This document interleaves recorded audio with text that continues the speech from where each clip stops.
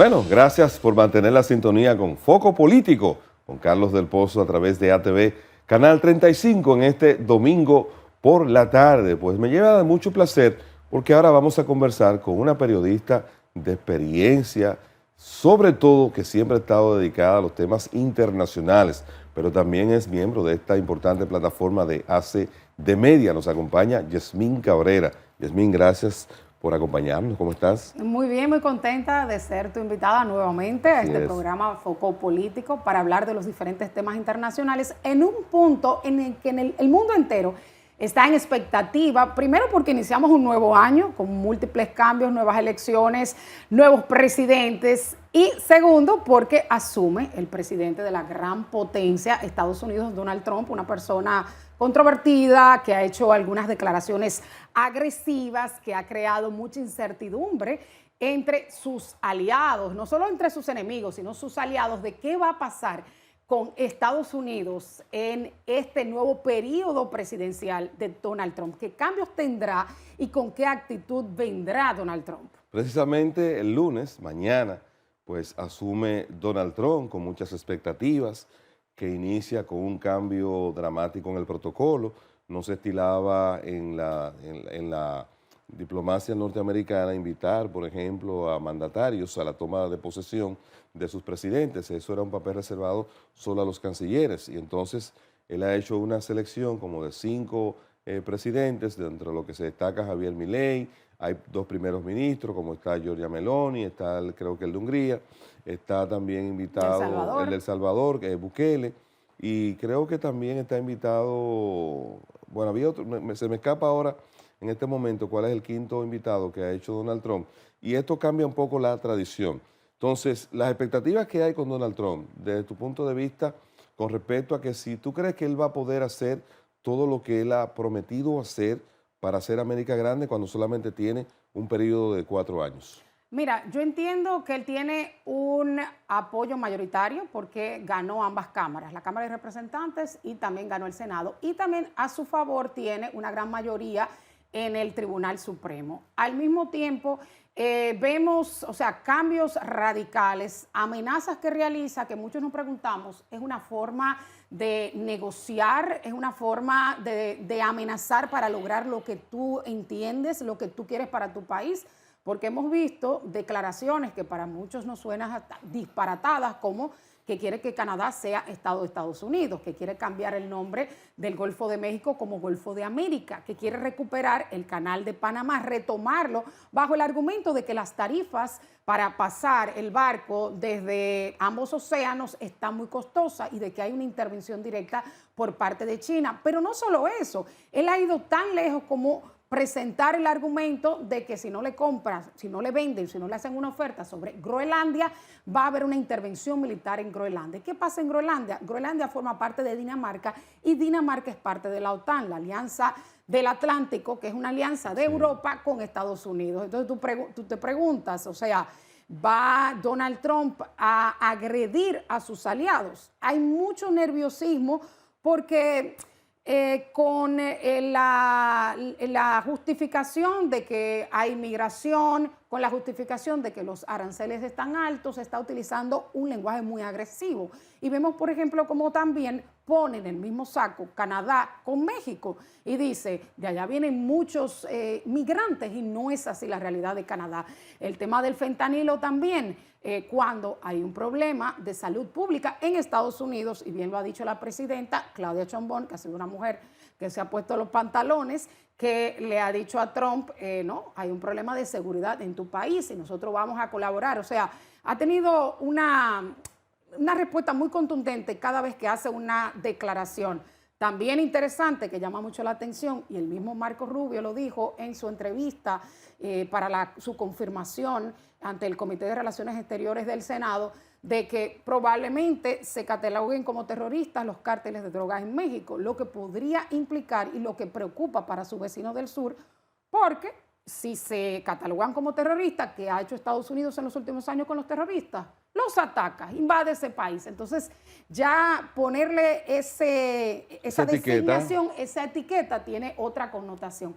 Pero, ¿qué va a pasar con otros países? Por ejemplo, llama mucho la atención de que las políticas entre ambos, Joe Biden y Donald Trump, son contrarias, son contradictorias, y tú dirías, si Donald Trump dice que va a acabar la guerra en Ucrania en 24 horas, ¿por qué Joe Biden continúa mandando ayuda? ¿Por qué pasa el límite de Rusia de permitir misiles de largo alcance? Pero aún peor, cerca de aquí, en Cuba, Joe Biden saca a Cuba de la lista de los países terroristas. Que Trump la había colocado en su último mandato. O sea, Cuba había estado del 82 hasta el 15. Sí. Después Barack Obama los saca tras el deshielo. Sí. Después Trump vuelve y los entra a Cuba y ahora Joe Biden toma esta decisión.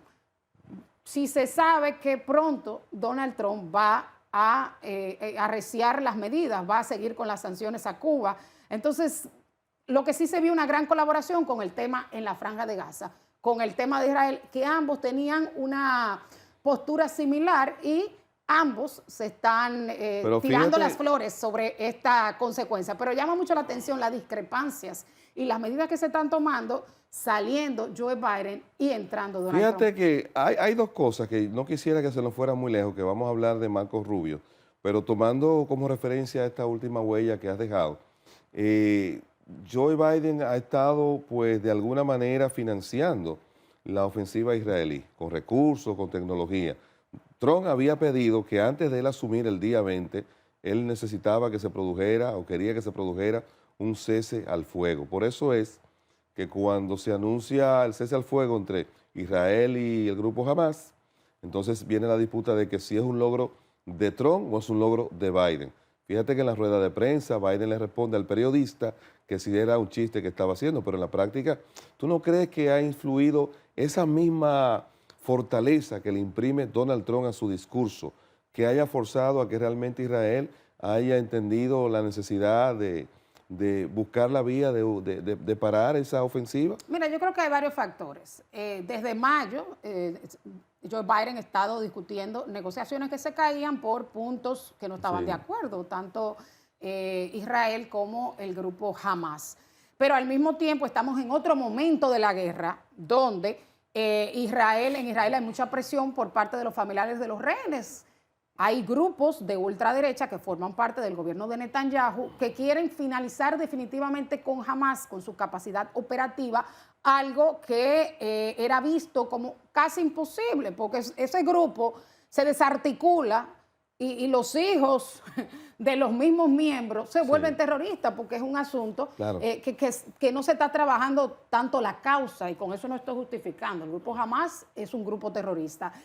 Hay varios momentos, hay una guerra interminable, hablamos de 15 meses, una destrucción total de Gaza, unas pérdidas de vidas inocentes. Puede ser que a Israel no le importe, pero la presión interna en cuanto a los rehenes es grande. Al mismo tiempo, sí, hay que darle su crédito a Donald Trump, porque los equipos de negociación de Donald Trump se reunieron con los de Joe Biden y hubo conversaciones directas de ambos equipos, y ya Donald Trump es el que va a asumir. Entonces eso le da un peso en cuanto a las negociaciones. Un paso importante, un paso adelante.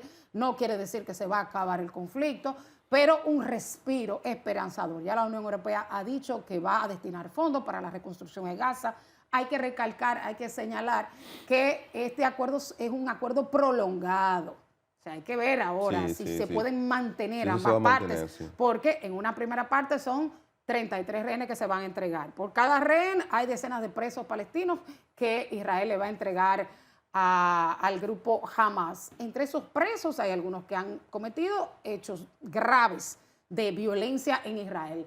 La línea roja para Israel para negociar ese acuerdo fue: no pongan ahí los autores, los que perpetraron, los que participaron en la masacre del mes de julio. Sin embargo, hay puntos que todavía no se han tratado, o al menos no se han dado a conocer a la luz pública, que es el caso de la reconstrucción en Gaza, y más importante aún, porque reconstruir, todos los países quieren dar dinero.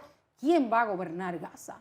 ¿Quién va a gobernar Gaza? Porque evidentemente Hamas no es una organización terrorista que no le puede garantizar la seguridad en Israel y no le puede garantizar ni siquiera respeto a los derechos humanos de sus mismos palestinos. No, ni siquiera con respecto a ellos mismos. Con respecto a ellos mismos, pero también la autoridad palestina que gobierna Cisjordania, que su nivel de popularidad ha bajado en la misma población de los palestinos, porque entienden que negocian con los mismos israelíes. Otro tema importante, se va a retirar Israel de la parte norte de Gaza. Israel ha dicho, necesitamos una zona de amortiguamiento, necesitamos una zona de tapón de unos 800 metros, tanto norte como a la parte oriental, porque temen en su seguridad. Pero también hay un temor de que lo que quiere Israel es poner sus colonos allí. Colonizar la zona, que siempre ha sido también una amenaza para la otra parte. No, pero no solamente eso, recordamos que la Franja de Gaza en un tiempo estuvo bajo el dominio de Israel. Sí. Y para muchos judíos es parte del Estado palestino. Así o sea, está un poco en la idiosincrasia del judío de que eso es parte de su Estado, o sea, que esas tierras son de ellos. Entonces, va a ser un poco difícil lograr un acuerdo, pero por lo menos va a entrar ayuda humanitaria, que entiendo que debió ser desde el día 1, que Israel ha utilizado el hambre como un arma de guerra, lo cual no debió ser. Van a poder volver a sus hogares que ya no se a lo que quede, no existen, a lo que esos quede, hogares, quizá el solar quede pero ahí. por lo menos va a haber un respiro en cuanto a los desplazamientos constantes. Por lo menos va a llegar ayuda, comida, o sea, lo básico. Y es un poco esperanzador. Sí se ha cambiado mucho la configuración en esta zona de Oriente Próximo tras estos 15 meses de una guerra brutal que ya ha llevado unos 45.000 palestinos. Quiero que demos un salto desde ese territorio, vamos aquí ahora al Caribe, porque vimos a Marcos Rubio ante el Congreso norteamericano, que está tras su ratificación, está pendiente como posible secretario de Estado del gobierno de Donald Trump. En esa sesión, pues, habló de República Dominicana en varios aspectos, habló de cómo República Dominicana superó en corto tiempo la etapa de la pandemia y la apertura hacia el turismo, pero ahí mismo criticó a Panamá por haber convencido a República Dominicana de haber formalizado las relaciones diplomáticas con China, abandonando Taiwán, y también pues visualiza el peligro inminente que tiene el país, como siempre, por la inestabilidad en Haití. ¿Tú entiendes que esta preocupación que ha externado Marcos Rubio, sobre todo por el tema haitiano, pueda hacer que la política norteamericana con respecto a República Dominicana varíe, en vez de procurar una solución desde República Dominicana, que la solución se aplique en el propio territorio haitiano? Mira, yo entiendo que sí, que han sido muy positivas estas declaraciones, porque él ha dicho que República Dominicana ha crecido y mantiene la estabilidad a pesar del problema que tiene en el vecino país. Vemos como además el gobierno de Donald Trump mira mucho hacia adentro, está en contra de la inmigración irregular. Entonces yo entiendo que en parte va a cambiar esas críticas acérrimas que siempre tiene Estados Unidos en contra de República Dominicana. Señalar que también alabó a Javier Milei, que es uno de los invitados a la toma de posición, y también el gobierno de Ecuador ha dicho que lo ha hecho muy bien. Yo entiendo que podría cambiar, que puede importantizarse aún más la región, no solamente República Dominicana, ya que sus orígenes son latinos. Regularmente Estados Unidos en los últimos años ha abandonado un poco la región, su denominado patio trasero, por preocupaciones más bien con la guerra comercial en China. Desde el plan Marshall para acá, soltó América Latina. Soltó América Latina. Pero veo esperanza porque ya hay una embajadora que ya, o sea, se sabe quién es, se sabe su currículum. Por un tiempo estábamos sin embajador, lo cual era señal de que no era tan importante el país, aunque otros expertos señalan que la falta de embajador ocurría en otros países y no se debía principalmente por no importantizar el país, sino por diferencias en cuanto a la nominación y a la aceptación y confirmación por parte del Congreso, por parte del Congreso por las diferencias. Pero ahora Donald Trump no tiene esa dificultad, puede aprobar a quien presente en ambas cámaras. Entonces yo entiendo que puede ser que ya Donald Trump mire un poquito más hacia América Latina, y es muy positivo el comentario que hace sobre República Dominicana, que lo mencionó como en 7 ocasiones. Así es. En ese conversatorio, en esa entrevista, que por cierto le fue muy bien. O sea, entiendo que sí, que va a ser confirmado, que va a ser una de las figuras que primero vaya a ser confirmado, porque recordamos que Trump ha presentado figuras muy controvertidas, figuras antisistema, incluso,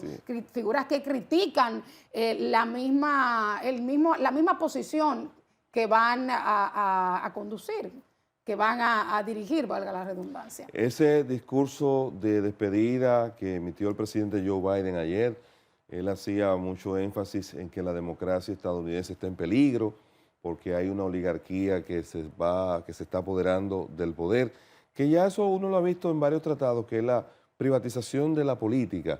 ¿Tú sientes quizás que Joe Biden, como la corriente y el comportamiento de Trump ha sido anti-woke, anticultura woke, de alguna manera él lo quiere crear, dejarle en el ambiente a la gente la preocupación de que más que la democracia como tal, es a la exposición o a la apertura que han tenido las minorías durante la gestión de los demócratas? Mira, yo entiendo que la crítica, claro, que hace Joe Biden es directa a Donald Trump, o sea, una clara alusión de su principal aliado, Elon Musk, que tiene un poder extraordinario y lo va a tener, según lo visualizamos, en la próxima gestión de Donald Trump, que de hecho va a ocupar un puesto de eficiencia gubernamental, un nuevo Sí, departamento que va a recortar. Él habla del poder industrial tecnológico, de un grupo de ultra ricos, y eso también va en consonancia de lo que es el discurso demócrata versus el discurso republicano, de recorte de impuestos, menos ayudas gubernamentales, o sea, parte de lo que es derecha e izquierda en Estados Unidos, que no es tan radical como los demás países, pero sí, mayores ayudas, mayor inclusión. Y recuerda también un poco el discurso de Eisenhower en su momento, que hablaba del complejo industrial militar. Ahora él habla del complejo militar, industrial tecnológico. Pero también Joe Biden habló de la desinformación. Atacó Zuckerberg en el caso de Facebook. Hablaba de que ahora va a retirar las regulaciones para la verificación. Por lo menos teníamos unos filtros con respecto a las noticias, pero ya eso va a desaparecer. TikTok, hay también una disputa con esa situación, que si va a pasar, bueno... El caso de TikTok es diferente porque sí, los claro, propietarios claro. son chinos, Sí, es así un es, asunto de seguridad pero nacional. creo que Trump dice que va a emitir una orden ejecutiva para tratar de frenar el cierre de TikTok en Estados Unidos. Pero en el caso de la desinformación, que ese es un gran tema, que quisiéramos poder contar con más espacio, pero me dice la productora que no, para abordarlo y sobre todo tener un poquito más de presupuesto para ver cómo te incorporamos a los análisis con más frecuencia. Exacto, puedes invitar cuando quieras. Bueno, gracias Yamín Cabrera, analista internacional que ha compartido con nosotros este segmento en Foco Político. No se nos vayan, todavía nos queda más contenido.